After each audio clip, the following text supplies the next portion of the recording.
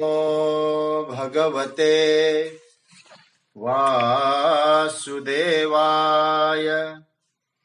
कृष्णाय वासुदेवाय हरये परमात्मने प्रणतः क्लेशनाशाय गोविन्दाय नमो नमः। नमः परमहंसास्वादितचरणकमलचिन्मकरन्दाय भक्तजनमानसनिवासाय श्रीरामचन्द्राय वागीशायस्य वदने लक्ष्मीर्यस्य च वक्ष्यसि यस्यास्ते हृदये संवित् तं नृसिंहमहं भजे। गुरुर्ब्रह्मा गुरुर्विष्णुर्गुरुर्देवो महेश्वरः गुरुः साक्षात् परब्रह्म तस्मै श्री गुरवे नमः। भगवत सभी आत्मीय भगवत प्रेमी जन, आप सभी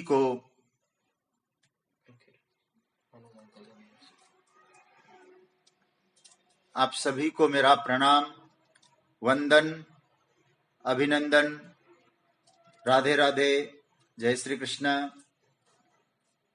भगवान की मंगलमयी कृपा करुणा से हम सभी को मानव जीवन का सर्वोच्च लाभ प्राप्त हो रहा है और हम लोग प्रभु की मंगलमयी कृपा का अनुभव करते हुए श्रीमद् भगवद गीता पर चिंतन की यात्रा में हैं और उस चिंतन की यात्रा में हम लोग 7वां अध्याय, जिसको ज्ञान विज्ञान योग कहते हैं, उसके विषय में चिंतन कर रहे हैं। और कल हम लोगों ने शरणागति के विषय में चर्चा की कि भगवान ने कहा कि जो माया गुणमयी है और सबके लिए दुस्तर है, किंतु जो भगवान के शरणागत है और चरण कमल का जिन्होंने आश्रय लिया है, वे माया से पार हो जाते हैं। और यहां प्रभु ने शरणागति पर बड़ा बल दिया है।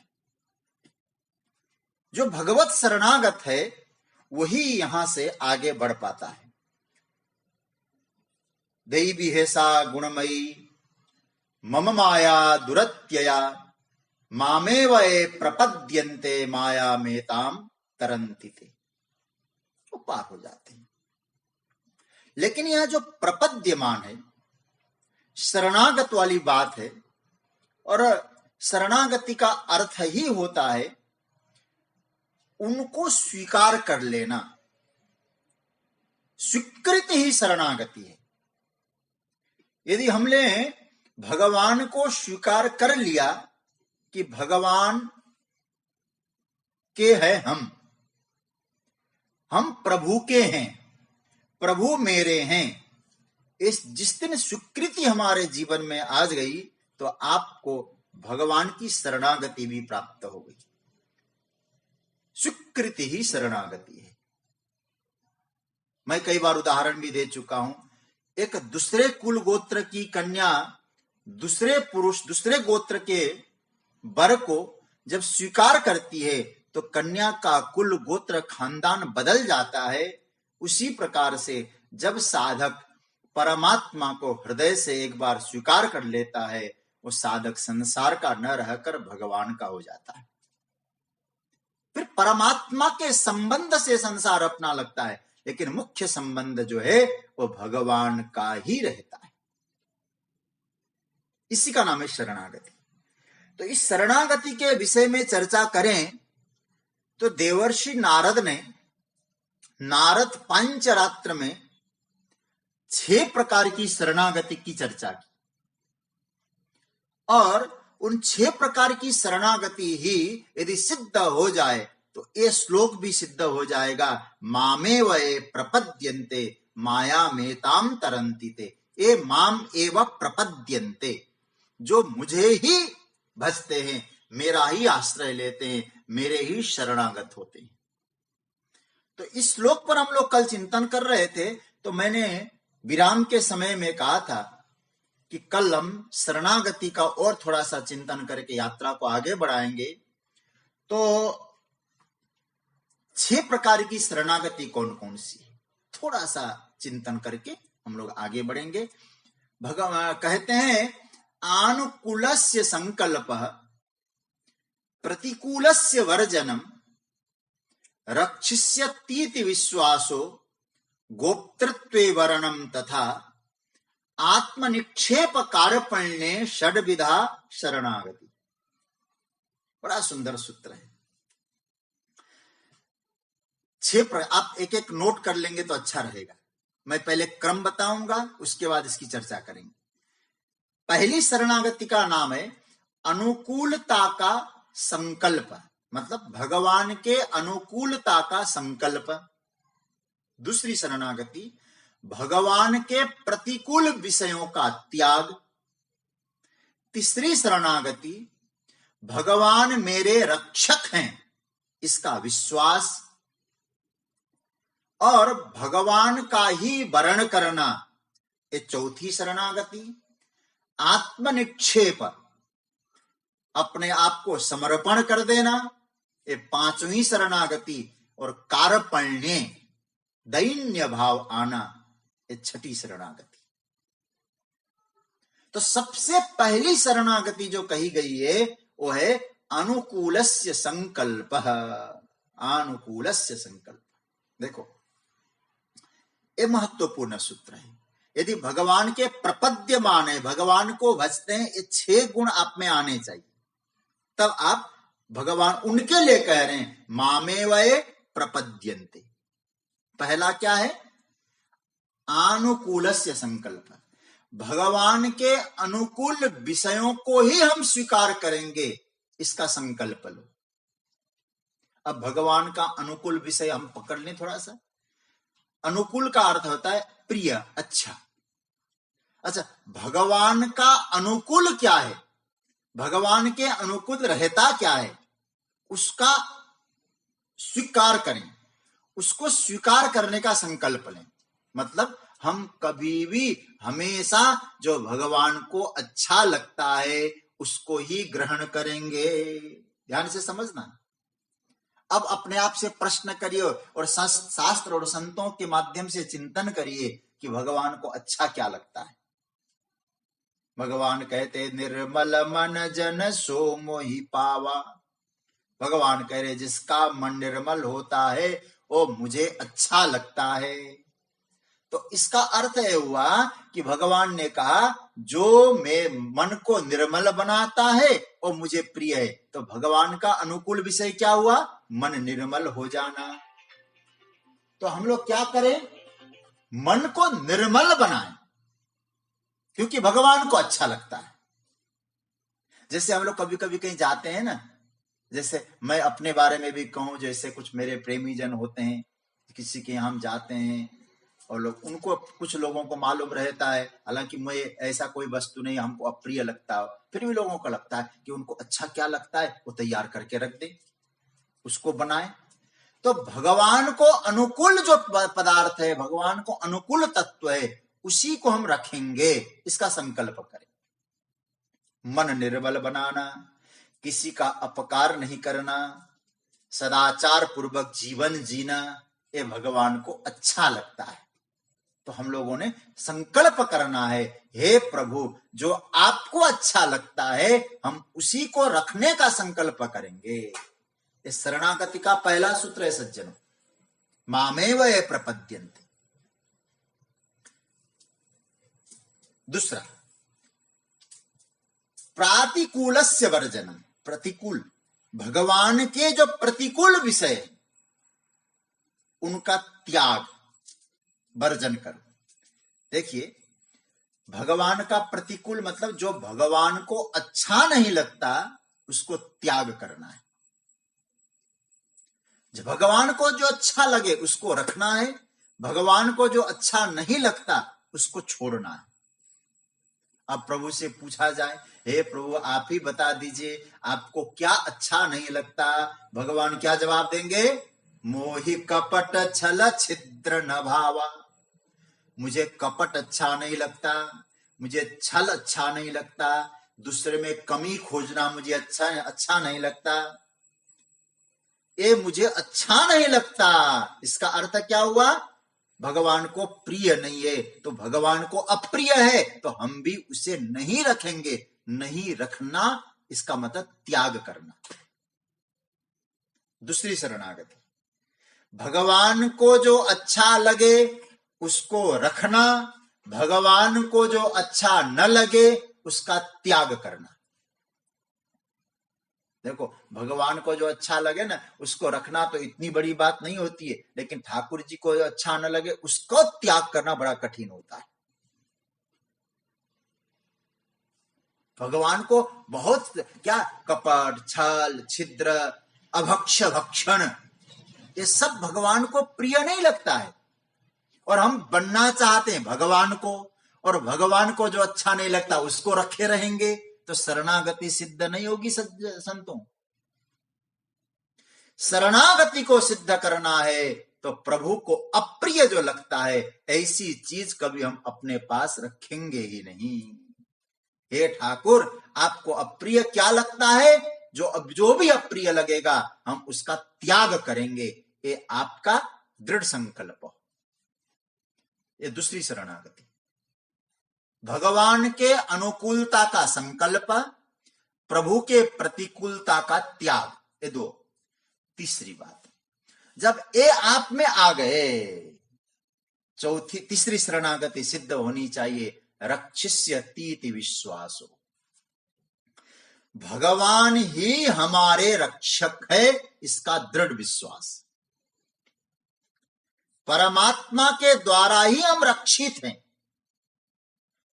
और यहां तक श्रीमद् भागवत में तो आया है, हिरण्यकशिपु प्रहलाद जी से पूछता है तेरा रक्षक कौन है?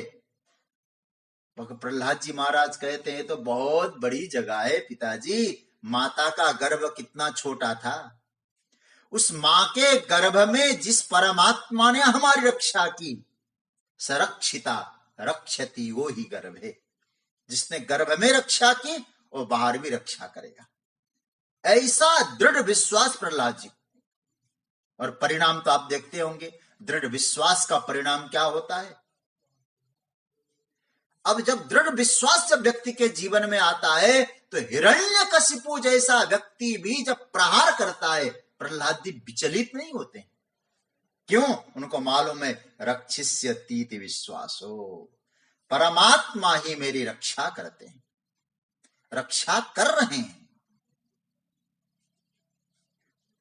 और ये भाव जब जीवन में आ जाएगा ना, देखो आरती गाने से हम लोग आरती में तो गाते हैं ना, तुम रक्षक मेरे माता पिता, तो आप रक्षक है, ये तो हम बोल तो लेते हैं, लेकिन थोड़ा सा चिंतन करना, क्या परमात्मा रक्षक है इसका दृढ़ विश्वास है हमको?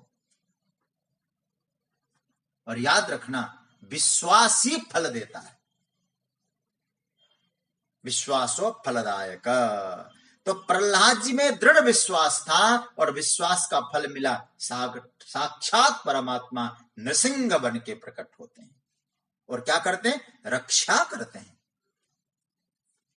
तो तीसरी शरणागति, पहली शरणागति अनुकूल पदार्थों का, किसके? बोले भगवान के। मेरे आराध्य का अनुकूल बन के रहूंगा, मेरे आराध्य के प्रतिकूल विषयों का त्याग करूंगा, परमात्मा मेरे रक्षक है इसका दृढ़ विश्वास। चौथी शरणागति, गोत्रत्वे वर्णम तथा। अब भगवान रक्षक है, ये आपको दृढ़ विश्वास हो गया। चौथी शरणागति सिद्ध होनी चाहिए, वर्ण करो उनका वर्ण करना आवश्यक है। देखो, वर्ण शब्द का अर्थ बड़ा महत्व का है। संस्कृत भाषा में वर शब्द का अर्थ है श्रेष्ठ। श्रेष्ठ तो इसका मतलब है जो हमारी रक्षा करता है ना वही श्रेष्ठ होता है। इसका अर्थ क्या हुआ? श्रेष्ठतम कौन है? भगवान।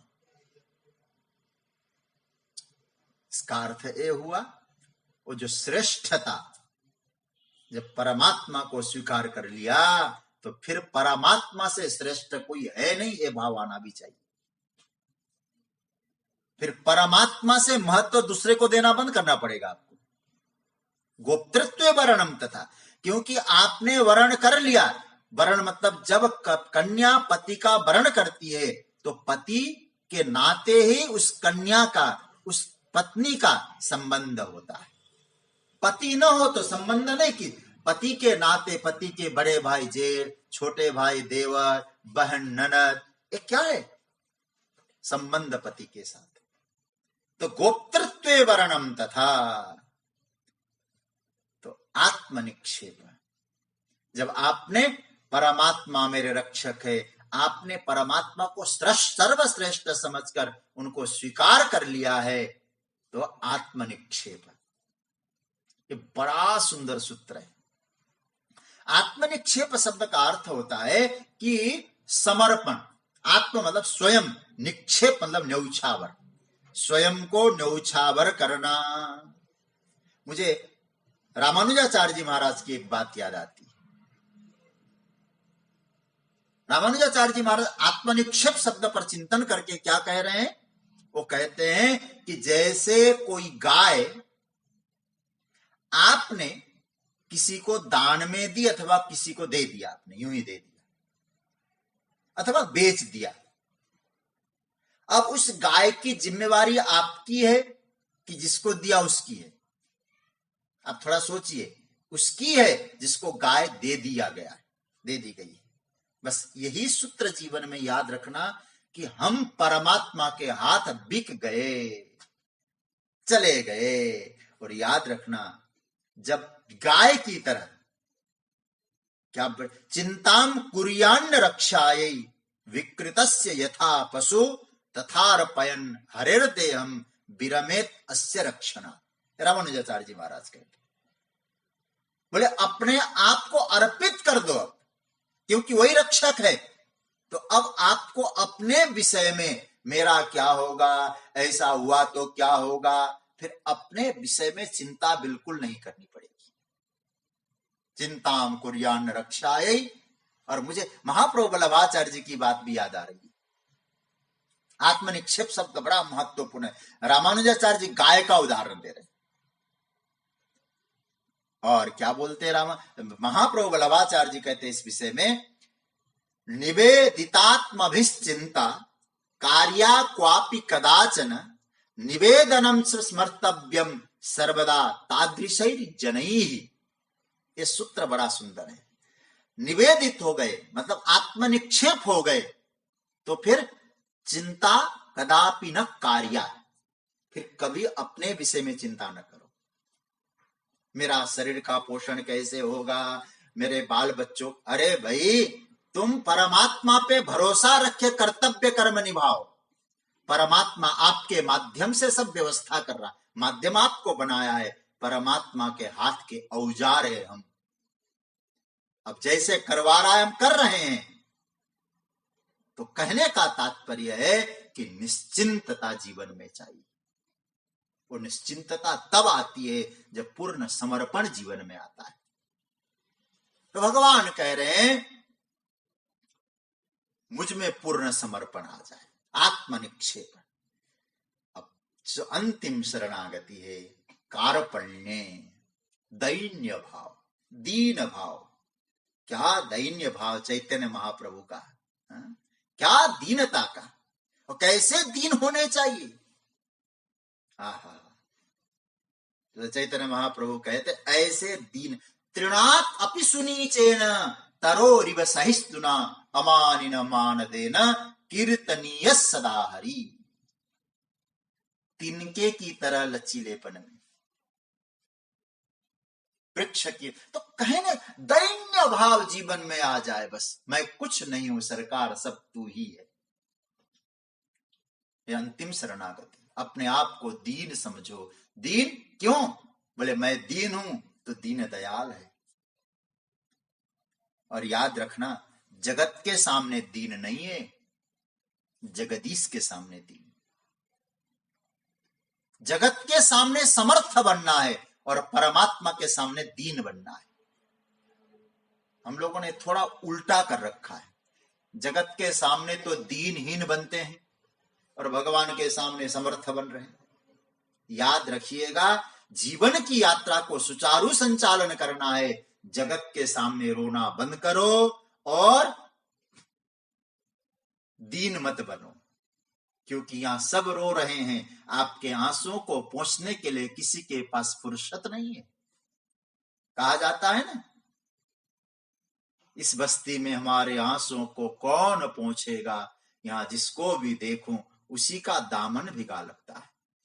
सज्जनों, मैं आपसे यही कहना चाह रहा हूं, लेकिन परमात्मा के सामने दीन, जगत के सामने अदीन, ठाकुर के सामने दैन्य भाव आ जाए। यहां असमर्थ बनना नहीं जगत में, और भगवान के यहां समर्थ नहीं बनना है। जगत का काम करो, समर्थ बन के करो, और परमात्मा की सेवा करो, असहाय होके करो। मेरे गुरुदेव की एक वाणी मुझे याद आ रही है। असहाय प्राणों की पुकार, असहाय चित्त की चित्कार, असहाय हृदय तंत्री की झनकार जब एक हो जाए। ये उनके शब्द बोल रहा हूं, मेरे अपने नहीं है, फिर दोहरा रहा हूं। असहाय प्राणों की पुकार, असहाय चित्त की चित्कार, असहाय हृदय तंत्री की झनकार, ये तीनों एक बार मिल जाए, प्रार्थना बने तो पूर्ण समर्पण हो और ठाकुर जी उसके सामने प्रकट हो। हमारे गुरुदेव कहा करते थे। तो ये 6 प्रकार की शरणागति, कौन को फिर ही दोहरा रहा हूं। परमात्मा के अनुकूल विषयों का संकल्प, परमात्मा के प्रतिकूल विषयों का त्याग, भगवान ही मेरे रक्षक है इसका दृढ़ विश्वास, ये तीसरी। परमात्मा का वर्ण करना, ये चौथी। अपने आप को समर्पित करना, ये पांचवी। और दैन्य भाव से रहना, मैं कुछ नहीं हूं सरकार, जो कुछ है तू है, तू समर्थ है, मैं असहाय हूं, तेरे कारण सब कुछ है, मुझ में कुछ सामर्थ्य नहीं है, लेकिन भगवान के सामने, जगत के सामने नहीं। ये 6 प्रकार की जब शरणागति जीवन में सिद्ध हो जाए, ऐसे भक्तों के लिए भगवान कहते मामेव ए प्रपद्यन्ते माया में ताम तरंति ते। ऐसे जो प्रपत्ति को स्वीकार करते हैं, ऐसी शरणागति को जो स्वीकार करते हैं, ये 6 प्रकार की स्थिति को लाकर वो क्या होते हैं? माया में ताम तरंति ते। मेरी जो माया है इसको पार पा जाते हैं, माया से पार होते हैं, झंझटों से मुक्त हो जाते हैं, अविद्या की ग्रंथि से मुक्त हो जाते हैं, माया के भव सिंधु से तर जाते हैं। गोविंद बैठा है बीच में, माया का सागर है, इन माया के सागरों को पार करता है। मामे वये प्रपद्यन्ते, जो भगवत शरणागत होता है। और शरणागति के 6 प्रकार हमने आपके सामने रखे हैं। थोड़ा विस्तार हुआ इस श्लोक का, और विस्तार करने ही लायक श्लोक है, भगवान जो कह रहे हैं। अच्छा, एक प्रश्न उठता है, जब भगवान की शरणागति का इतना महत्व है, इतनी महिमा है, स्वयं गोविंद अपने श्रीमुख से कहते हैं, एक बार कोई मुझे मेरे में शरणागत होता है, वो माया से पार चला जाता है, तो फिर महाराज क्यों लोग भगवान की शरणागति को स्वीकार नहीं करते? कोई कारण तो रहा होगा, नहीं तो ऐसे ठाकुर जी जब हाथ उठा के कहते हैं कि तुम आओ तो सही, मैं तैयार हूं तुम्हारे कल्याण के लिए, लेकिन फिर भी उधर मन क्यों नहीं जाता? उनको क्यों लोग नहीं पकड़ते? कोई कारण होगा ना सरकार। तो भगवान ने कहा, भगवान कहते हैं भजन के सकारात्मक रूप और भजन के नकारात्मक रूप तुमको बताते हैं।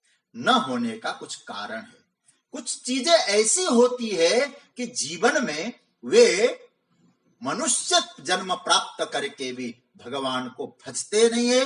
कारण भगवान अब 15वें श्लोक में न भजने वालों की संख्या और न भजने वाले लोगों की चर्चा, और 16वें श्लोक में भजन करने वाले भक्तों के बारे में बताते हैं। न भजने वालों के बारे में 15वें में बता दिया, और 16वें में भगवान ने भजने वालों के बारे में बताया। और बड़ा ही सुंदर सूत्र है। और ये 15वां श्लोक तो हमको संक्षेप में चिंतन करेंगे। 16वां श्लोक जो है एक गजब का है महाराज। इस पर हमारे आचार्यों ने, गीता के व्याख्याकारों ने बहुत ही विस्तार से चर्चा की है। और इतना विस्तार तो हम नहीं, शायद इतना विवेक भी नहीं है, लेकिन जितना बने हम लोग चिंतन करेंगे। पहले आइए भजन के नकारात्मक पक्ष अथवा भजन नहीं करने वाले की स्थिति कितने लोग हैं, ये भगवान कह रहे हैं। 4 लोग भजन नहीं करते, 4 लोग भजन करते हैं। कौन है? 15वां श्लोक, मेरे साथ बोलिएगा। नमाम दुष्कृतिनो मूढ़ा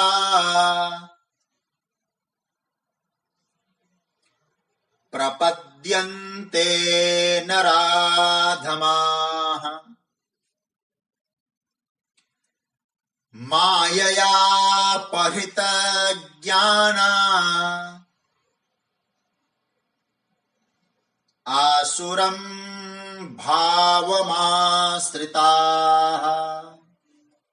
देखिए वहां भी भगवान ने क्या कहा, प्रभु ने वहां भी कहा था जो मेरे शरणागत होते हैं, मामे व ये प्रपद्यन्ते। कहां कहा? 14वें श्लोक में। और इस प्रपद्यन्ते को ज्यों का त्यों उठा के कॉपी पेस्ट किया है। ऊपर लिखा है मामे व ये प्रपद्यन्ते, नीचे लिखा है मूढ़ा प्रपद्यन्ते। प्रपद्यन्ते ऊपर है भी, प्रपद्यन्ते नीचे। प्रपद शब्द का अर्थ है शरणागत। क्यों शरणागत नहीं होते उस बारे में भगवान कह रहे। आइए इसको हम लोग देखें। माया अपहृत ज्ञान आसुरम भावमाश्रिता नराधमा दुष्कृत न मूढ़ा माम न प्रपद्यन्ते। माया अपहृत ज्ञान, माया के द्वारा जिनका ज्ञान हरा जा चुका है, माया के द्वारा जिनके ज्ञान का अपहरण हो चुका है, पहले। दूसरा, आसुरम भावमाश्रित, आसुरी स्वभाव को धारण करने वाले। नराधमा, मनुष्यों में जो नीच तबके के लोग हैं, यहां जाति विशेष नहीं कह रहा हूं, नरों में जो अधम है। दुष्कृतिनः, दूषित कर्म करने वाले। ऐसे मूढ़ा, ऐसे जो मूढ़ लोग हैं, मुझको न प्रपद्यन्ते, नहीं भजते, मेरी शरणागति में नहीं आते। यहां जगतगुरु शंकराचार्य महाराज ने दुष्कृतिनः मूढ़ा एक ही जगह लिखा, कहा अलग अलग, तो उनके हिसाब से 4 लोगों की चर्चा है। इसलिए शंकर सिद्धांत, क्योंकि मेरी निष्ठा शंकर सिद्धांत में है और मैंने श्रीमद् भगवत गीता का प्रथम अध्ययन शंकर भाष्य ही किया है, इसलिए उसके आधार पर ही मैं अर्थ करूंगा। विस्तार अन्य महापुरुषों के आचार्यों का आश्रय लूंगा। भगवान कहते हैं माया के द्वारा अपहृत ज्ञान वाले, आसुरी भाव का आश्रय लेने वाले, मनुष्यों में महान नीच तथा पाप कर्म करने वाले मूढ़ मनुष्य मुझे नहीं भजते, मेरी शरणागति नहीं लेते। अब यहां हम लोग थोड़ा सा चिंतन करें। भगवान ने यहां 2 विभाग कर दिए। एक विभाग 15वें श्लोक में और दूसरा विभाग 16वें श्लोक में। बंटवारा गजब का है। लेकिन सज्जन, हम लोगों ने जो बंटवारा किया, या तो धन का आश्रय लेकर बंटवारा किया, तो क्या कह दिया, एक धनी है एक गरीब है। कभी शिक्षा का आधार लेकर बंटवारा किया, कहा कि ये शिक्षित है ये अशिक्षित है। कभी हम लोगों ने रंग को लेकर बंटवारा किया, यह गोरा है यह काला है, ऐसे ऐसे बंटवारा किया। कभी छोटे बड़े के रूप में, ये छोटे हैं ये बड़े हैं। लेकिन भगवान कहते हैं कि भाई बंटवारा तो 2 ही प्रकार से हम कर सकते हैं। ज्यादा लंबा चौड़ा बंटवारा करने, हाँ उस बंटवारे में कुछ भाग निकाल लो अलग बात है, लेकिन मुख्यतः 2 बंटवारा भगवान ने किया है। एक बंटवारा 15वें में, एक 16वें में। देखो मुझे लगता है यदि अब गंभीरता से देख, ये विभाजन की पराकाष्ठा है। ऐसा दिव्य विभाजन कर दिया ठाकुर जी ने। दो विभाग कौन से, मैं विस्तार से अभी यात्रा करूंगा, लेकिन मुख्य रूप से आपसे कहूं, जिनकी आंखें भगवान की तरफ उठ गई, एक बंटवारा वैसा, और जो भगवान को पीठ किए खड़े हैं, यह दूसरा बंटवारा। समझ रहे हैं ना? जो ठाकुर जी को अपनी नजर, ठाकुर जी के लिए जिनके नजर उठ गई, और दूसरे लोग वे हैं जो ठाकुर जी को पीठ किए हुए खड़े हुए हैं। ये दो विभाग है। परमात्मा नित्य है, शाश्वत है, लेकिन पीठ कर दी हम लोगों ने। कल मैंने शायद कल या परसों कहा था ना, सूर्य को पीठ करेंगे तो छाया तो सामने आएगी, और सूर्य को सामने करेंगे तो छाया पीछे पड़ेगी। तो ये दो ही रूप है। एक तो ठाकुर जी को पीठ, नित्य है, शुद्ध है, बुद्ध है, सर्वत्र है, सर्वदा है, उससे मुंह मोड़ के बैठे। जो है नहीं, नित्य नहीं, शाश्वत नहीं, सर्वदा रहने वाला नहीं, जिसको हर सिद्धांत से देखा जाए नाशवान है, उसको तो अपने सर्वस्व माना है। इसलिए एक नाशवान की तरफ है, एक भगवान की तरफ। नाशवान को श्रेष्ठतम माना, एक ने भगवान को श्रेष्ठतम माना। ये दो विभाग हमारे ठाकुर जी ने कर दिए हैं। और इस श्लोक को पढ़ के तो मुझे जहां तक छोटी बुद्धि से कहूं, भगवान शायद कठोर भी हो गए होंगे, शायद कुछ उग्र भी हो गए होंगे। यहां ठाकुर जी ने कठोर बात कह दिए, 4 अच्छी गालियां दिए। मैं जब भागवत गीता पढ़ रहा था तो मैंने अपने महाराज जी से पूछा, गुरुजी ये जो है भगवान ने क्यों कहा? तो भगवान ने उस महाराज जी कहने लगे, ऐसा है ना, ये ग्वाल बालों के साथ बैठते थे, अब ग्वाल बाल ठहरे, ग्वाल बालों की तो जो भी मुख से निकलता है हर किसी को साले कह के पुकारते थे। तो वो संस्कार शायद आ गए होंगे, गोविंद भी यहाँ गाली देने पे उतारू हो गए। क्या क्या मारा, 4 गालियां दी। माया अच्छी गालियां, लेकिन माया अपहृत ज्ञाना आसुरम भावमाश्रिता नराधमा दुष्कृतिनः। ये भगवान है। बस सज्जनों, भगवान लीला पुरुषोत्तम है, लीला बिहारी है, और लीला में नाटक निपुण है मेरे परमात्मा। मैं इतना ही कह सकता हूं, मेरे गोविंद कभी कठोर नहीं हो सकते। मेरे ठाकुर कभी कठोर होंगे क्यों हमारे लिए? यदि इन सूत्रों को हम देखेंगे तो लगता है कि बहुत कठोरतापूर्ण भगवान ने शब्दों का प्रयोग किया है। आसुरी भाव वाले मनुष्यों में नीच, ऐसा ठाकुर जी कह रहे हैं। और मुझे लगता है भगवान, पहला सूत्र तो मैं मानता ही नहीं कि भगवान कठोर है। भगवान जैसा कोमल कौन हो सकता है, जो पूतना मारने की इच्छा से अपने स्तनों पे कालकुट जहर लगाकर भगवान के पास जाती है। भगवान के बारे में आया है 3 स्कंद में, अहो वकीयम स्तन कालकूटम जिघान शयापाय यदप्य साध्वी लेभे गतिम धातृचिताम ततुण्यम कंबा दयालुम शरणम ब्रजेम। अहो आश्चर्य है, जो बकासुर की बहन पूतना कालकुट जहर स्तनों में लगाकर परमात्मा का वध करने के लिए, मारने के लिए पहुंचती है, लेकिन ओ भगवान ऐसे दयालु है, उस पूतना को भी धातृचिताम ततुण्यम, जो माता को गति देनी चाहिए ऐसी गति प्रदान करते हैं। ऐसे दयालु भगवान को छोड़ के हम किसकी शरण में जाएं? तो भगवान यदि यहां कोई कठोरता का शब्द का प्रयोग करते हैं तो मुझे तो ऐसा लगता है एक कठोर नहीं है, बहुत कोमल है। प्रभु चाहते हैं किसी तरह से हो जीव सन्मार्ग की ओर आ जाए। प्रभु को स्वीकार नहीं है कि अविनाशी का अंश होकर जीव मुझसे दूर हो जाए। भगवान चाहते हैं अविनाशी का अंश होकर तुम मेरी ओर आओ। जैसे पुत्र जब प्रेम से स्वीकार नहीं करता, कभी कभी बाप कठोर हो जाता है। इसका अर्थ ये नहीं कि वो बाप को पुत्र से प्रेम नहीं, कभी कभी उग्र रूप दिखाना पड़ता है पिता को, केवल इसलिए कि मेरा पुत्र सन्मार्ग पे चले। यही मुझे लगता है परमात्मा ने इसका प्रयोग किया। अर्जुन, तुम सुनो अच्छी तरह से, कौन है जो मेरा भजन नहीं करते? मैं जब ये कह रहा हूं मुझे एक बार भज लो, झंझटों से दूर हो जाओगे, उलझन सुलझ जाएगी, उलझने सब सुलझ जाए। लेकिन आते क्यों नहीं है? पहला सूत्र दिया भगवान ने, ऐसे 4 लोग हैं। आगे 4 लोग, भजन करने वाले 4 भक्तों की भी चर्चा भगवान ने की है। 4 प्रकार के भक्त होते हैं, लेकिन 4 प्रकार के मूड होते हैं, ऐसा शंकराचार्य कहते हैं। 4 प्रकार के मूड।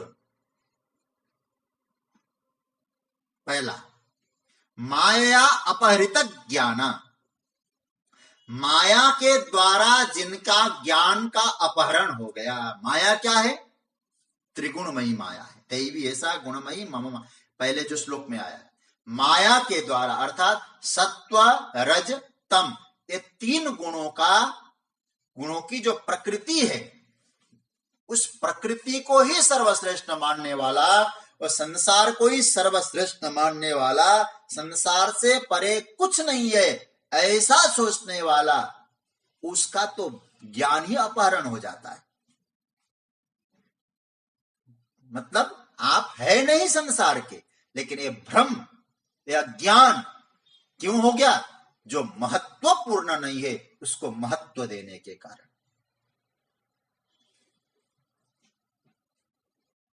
आप इसको महत्व देंगे ना, अपहरण कर लेगा। माया ज्ञान का अपहरण करती है। अपहरण का अर्थ है भूलना। हम उनको भूल गए। ऐसे लोग जगत में संग्रह, मान, प्रतिष्ठा आदि का ही महत्व देते हैं। भगवान कहते हैं वे क्या करते हैं? अपना ही स्वरूप, अपना ही ज्ञान ये भूल जाते है। आप में बहुत ज्ञान, लेकिन भूल क्यों गए? आपने उसको महत्व न देकर आपने वस्तुओं को महत्व दिया। माया अपहृत ज्ञान। अच्छा, ज्ञान क्या है भाई? ज्ञान यह है, मैं भगवान का हूं, भगवान मेरे हैं। और सो होना क्या चाहिए? हम भगवान को न भूलें। परम पूज्य महाराज श्री कहते हैं ना, पूज्यपाद, मैं जिनके प्रति अनन्य निष्ठा रखता हूं और ठाकुर जी की कृपा से कई बार दर्शन का लाभ प्राप्त हुआ मुझे, पूज्यपाद ब्रह्मलीन प्रातस्मरणीय स्वामी राम सुखदास जी महाराज। हे नाथ, हे मेरे नाथ, मैं आपको भूलूं नहीं। हमारे आदरणीय श्री चांडक जी वो हमको संदेश भेजते रहते हैं और अवसर पाकर मैं सुनता भी हूं, देखता भी हूं। और हम तो ये समझते हैं, आप लोगों को पहले भी मैं बोल चुका हूं, हमारा स्वाध्याय परिवार का सौभाग्य है ऐसे ऐसे महापुरुष, मानो संत के रूप में।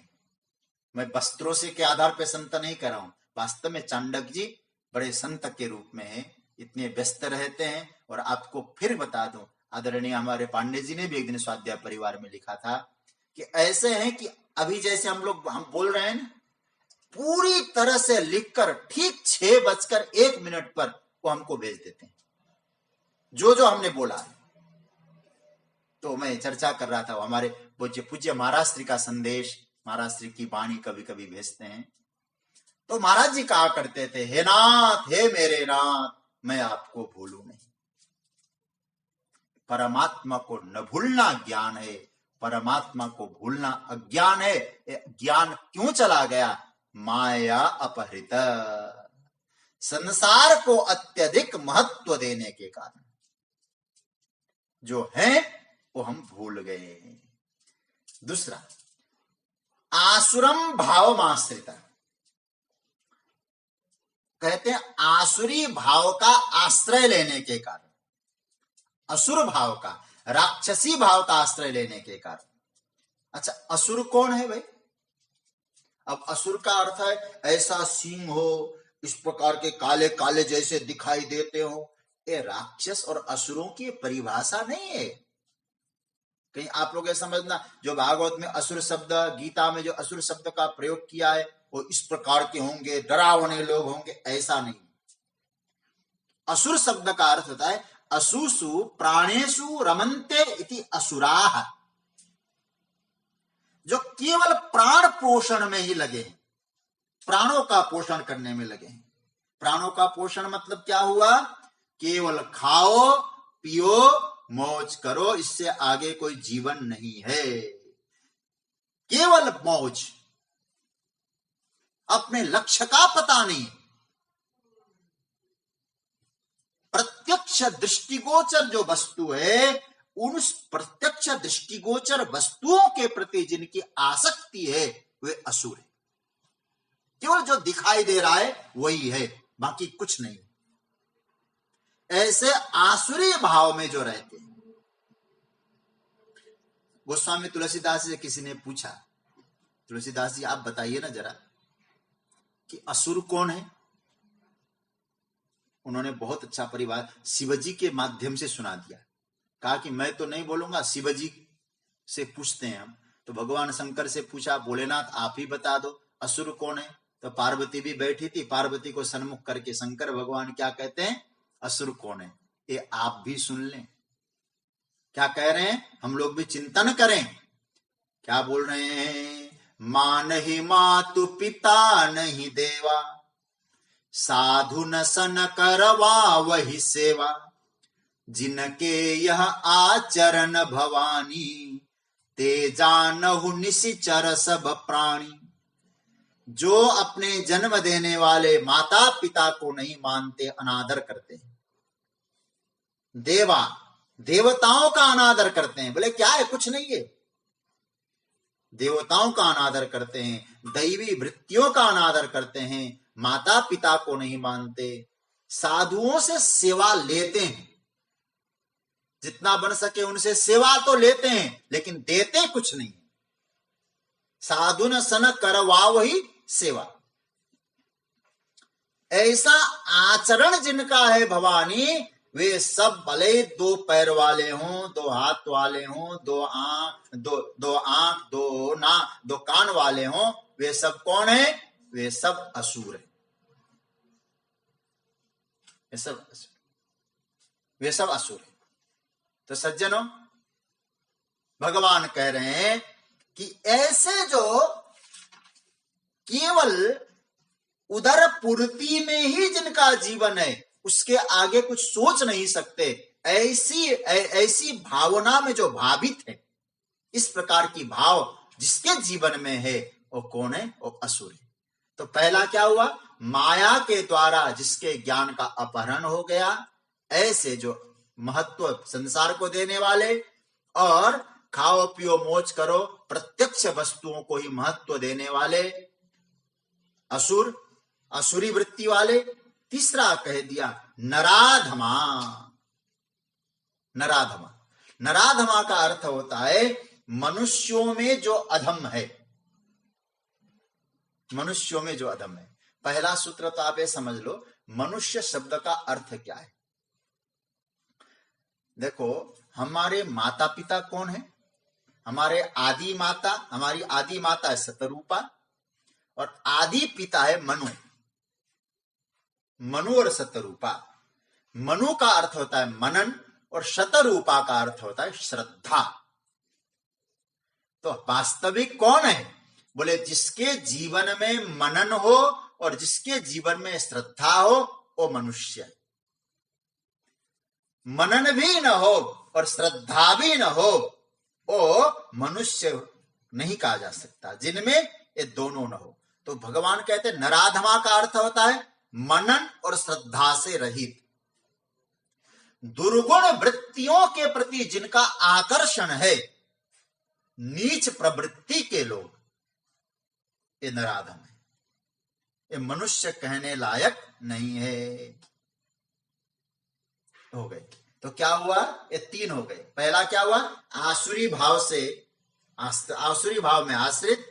दूसरा अब पहला हुआ माया के द्वारा जिनके ज्ञान का हरण हो चुका है, दूसरा आसुरी भाव में जो स्थित है, तीसरा मनुष्य में जो नीच प्रवृत्ति के लोग हैं, जो मनन श्रद्धा से रहित है, अधम प्रवृत्ति के लोग हैं, चौथा दुष्कृति न। और मैंने कहा था ना, जगतगुरु शंकराचार्य ने इन दोनों को एक ही कहा, दुष्कृति न मूढ़ा। लेकिन कुछ आचार्यों ने कहा दुष्कृति करने वाले ऐसे मूढ़ लोग, मूर्ख लोग। देखो, दुष्कृति न शब्द का अर्थ है पापी। अच्छा, पाप क्या है भाई? बहुत ध्यान से समझना। हम लोगों ने पाप को बहुत छोटे अर्थ में लिया है। आज एक नई परिभाषा आपको पाप का दे देते हैं। हम लोगों ने कहा कि भगवान का पूजा पाठ न करें वो पापी है। आप कल से हटा देना मन से, वो पापी नहीं। जप ध्यान न करे वो पापी है। भगवान को प्रणाम न करे वो पापी, बिल्कुल हटा दो ये सब, ये नहीं है। पापी का अर्थ हमारे शिव महापुराण में आया है, पापी का अर्थ है कृतघ्न। कृतघ्न को ही पापी कहा गया है। और ध्यान देना, उसका कोई प्रायश्चित नहीं। शिव पुराण में एक बहुत अच्छा श्लोक आया है, कहते हैं कि हर प्रकार के पापों का प्रायश्चित है। ब्रह्मग्ने च सुरापे च स्ते भग्न व्रते तथा निष्कृतिर विहिता सर्वैर कृतघ्नैर नास्ति निष्कृति। ब्रह्म हत्यारा हो, मदिरा पान करने वाला हो, चोरी करने वाला हो, जिसका व्रत भंग हो गया हो, ऐसा इन सब का तो प्रायश्चित हो सकता है, लेकिन कृतघ्न का कोई प्रायश्चित नहीं है। कृतघ्न किसको कहेंगे? एक होता है कृतज्ञता, एक होती है कृतघ्नता। कृतज्ञता का मतलब होता है यदि किसी ने आप पर उपकार किया है तो आपने उस उपकार के बदले उसको आपने धन्यवाद दिया, अपने हिसाब से धन्यवाद दिया, तो आप कृतज्ञ हैं। लेकिन जिसने आप पर उपकार किया है लेकिन आपने उसको धन्यवाद न देकर बल्कि उनके उपकार का भी दुरुपयोग किया, आप कृतज्ञ। तो उसी कृतघ्न को हम लोग यहां कहते हैं दुष्कृति। जैसे परमात्मा ने मनुष्य शरीर दिया, तन दिया, बुद्धि दी, समझदारी दी, लेकिन उस भगवान के प्रति हमारी निष्ठा नहीं है। परमात्मा ने इतनी बड़ी कृपा की, लेकिन परमात्मा के दी हुई उपकार का, उदारता का हमने सदुपयोग नहीं किया। भगवान कहते हैं ऐसा लोग ही पापी, दुष्कृति। परद्रोही, परदाररता, परधन, पर अपवाद, ते नर पावर पापमय देह धरे मनुजात। तो सज्जनों, ये हमें सूत्र पकड़ना है। भगवान कह रहे हैं ऐसे जो मूढ़ है, मूढ़ अंत में मूढ़, मूढ़ मतलब जो भगवत विमुख है। मूढ़ मतलब मुझे जाना कहां है इसका बोध ही नहीं, ऐसा मूढ़।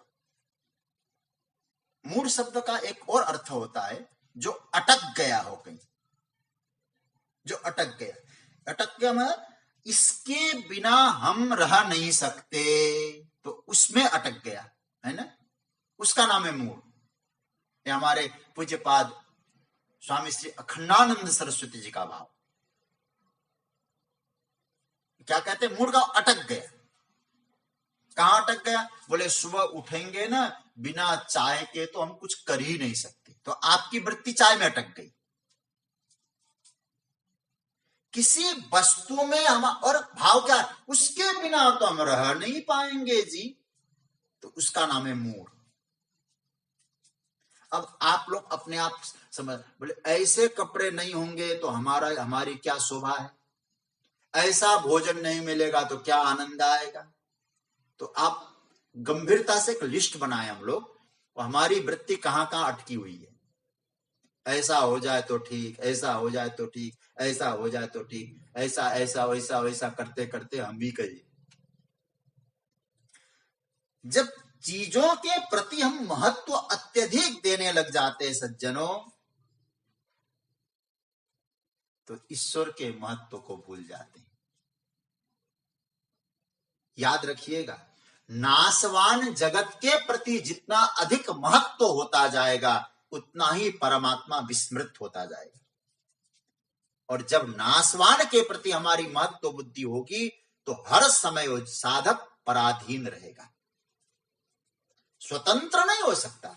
और कल मैंने कहा था, सर्वतंत्र स्वतंत्र केवल परमात्मा है, और परमात्मा की शरणागति के बिना कोई स्वतंत्र नहीं हो सकता है। वस्तुओं का अधीन रहने वाला सर्वदा परतंत्र होता है, क्योंकि वस्तु नाशवान है, सर्वदा है नहीं, और आप सर्वदा है, तो वस्तुओं में परतंत्रता आपको पराधीन बना देती है। स्वातंत्र्यम परमम सुखम, स्वतंत्रता ही परम सुख है। और स्वतंत्रता किसके साथ कब मिलती है? जो स्वतंत्र के साथ हम जुड़ते हैं। इसलिए भगवान के बारे में क्या आया है? परम स्वतंत्र न सिर पर काहू, परमात्मा ही परम स्वतंत्र है। तो भगवान का आश्रय ले लो, तब जीवन में स्वतंत्रता का जो आनंद आपको प्राप्त हो जाएगा, तो मूढ़ता गायब हो जाएगी। यदि आप परतंत्र है तो आप मूढ़ है। और परतंत्रता कब आती है? फिर कह दूं, नाशवान जगत के प्रति जब हम महत्व देने लगते हैं, उसी के प्रति हम महत्व बुद्धि रखते हैं, तो हम सब परतंत्र है। भगवान कह रहे हैं, ऐसा जो जीवात्मा है, ऐसे जो लोग हैं, और भगवान की शरणागति को स्वीकार कर ही नहीं सकते। इसलिए भगवान कहते हैं यहां, नमाम दुष्कृतिनो मूढ़ा प्रपद्यन्ते नराधमा माया प्रणित ज्ञाना आसुरम भावमाश्रिता। ऐसे जो लोग हैं, भगवान कहते हैं, वे मुझे नहीं पकड़ते हैं। क्या कहते हैं?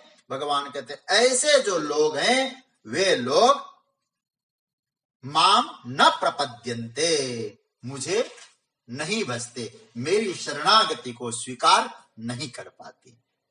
फिर अर्जुन ने कहा, महाराज आपने तो एक कह दिया कि आप ऐसे लोग आपकी शरणागति में नहीं रह पाते, तो आपकी शरणागति में रहने वाले कौन कौन से लोग होते हैं, कितने लोग होते हैं? भगवान ने कहा, शरणागति को स्वीकार नहीं करने वाले 4 लोग थे। अब नित्य शरणागति को स्वीकार करने वाले भी महत्वपूर्ण 4 लोग हैं। तो उन चारों का वर्णन आप सुनाइए। तब भगवान 16वें श्लोक में 4 प्रकार के लोग मुझे भजते हैं, इस बात को स्पष्ट करते हैं। और बहुत बहुत बहुत महत्वपूर्ण श्लोक है। आइए 16वां श्लोक हम लोग इसका पाठ करते हैं। पहले बोलें, मैं बोलूं फिर आप बोलिएगा। बड़े आनंद के बहुत सुंदर श्लोक है। चतुर्विधा भजन्ते माम जना सुकृतिनोऽर्जुन, आर्तो जिज्ञासुरर्थार्थी,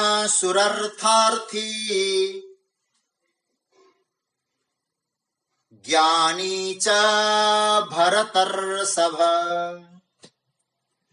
4 प्रकार के लोग मुझे भजते हैं। कौन कौन से हैं? भरतर्षभ अर्जुन, सुकृतिना अर्थार्थी, आर्त जिज्ञासु च ज्ञानी, चतुर्विधा जना माम भजन्ते। भगवान कह रहे हैं, इसका अर्थ है, पहले श्लोक का अर्थ समझ। भरतर्षभ अर्जुन, हे भरत वंशियों में श्रेष्ठ अर्जुन, सुकृतिना, अच्छा काम करने वाले, जो सत्कर्मी पुण्य कर्म करने वालों में वे अर्थार्थी, आर्त, जिज्ञासु, ज्ञानी, 4 प्रकार के लोग माम भजन्ते।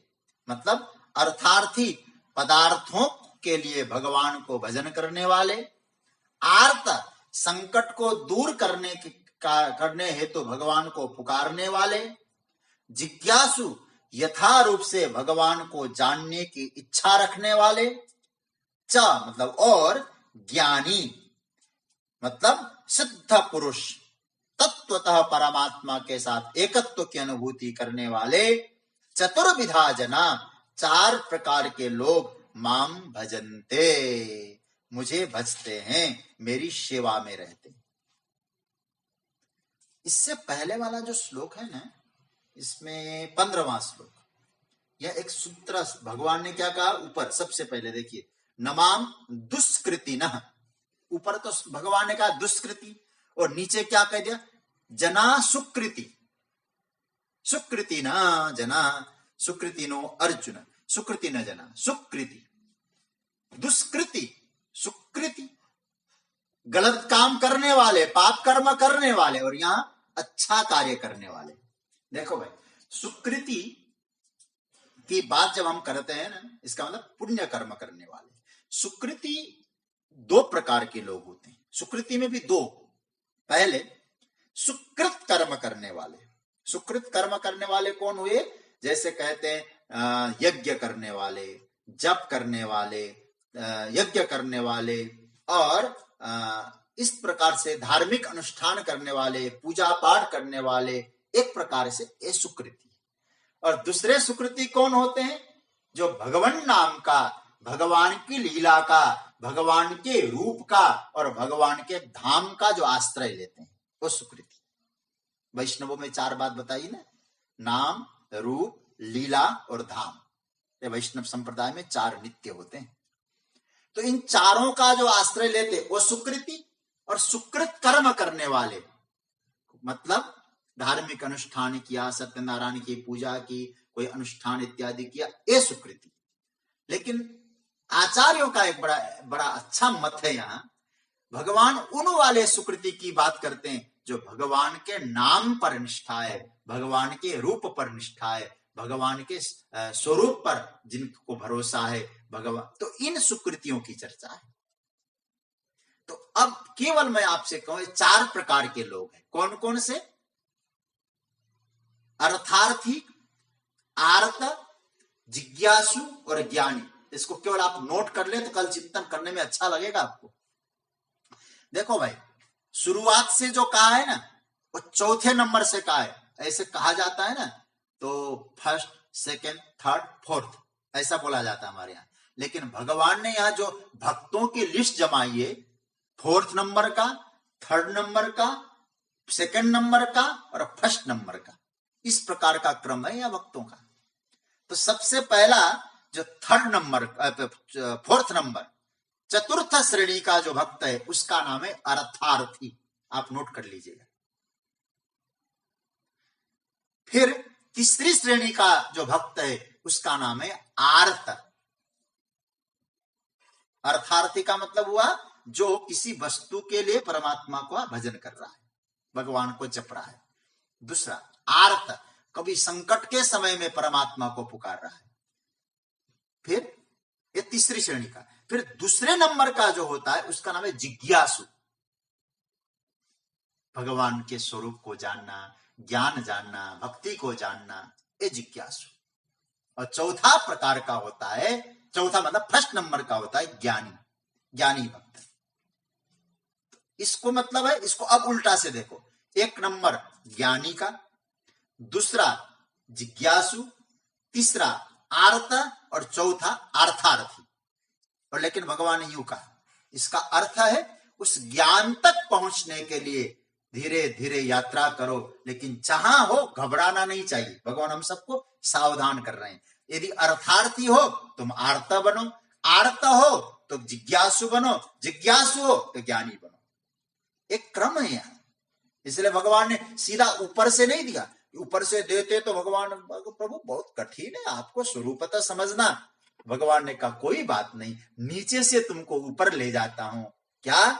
सबसे पहला अर्थार्थी, आर्ता, जिज्ञासु और ज्ञानी। इस प्रकार से हम लोगों को यात्रा करनी होगी। तब याद रखिएगा, फिर आनंद की यात्रा होगी। तो कल हम लोग इस श्लोक पर चिंतन करेंगे। और आज मैंने आपको चारों भक्तों की, 4 प्रकार के भक्तों की चर्चा की। कल हम इन्हीं 4 भक्तों को उदाहरण पूर्वक एक एक भक्त पर हम लोग चिंतन करेंगे और खूब फिर आनंद की यात्रा रहेगी। आप सबको, आप सबने खूब आनंद लिया। आज की चर्चा को यहाँ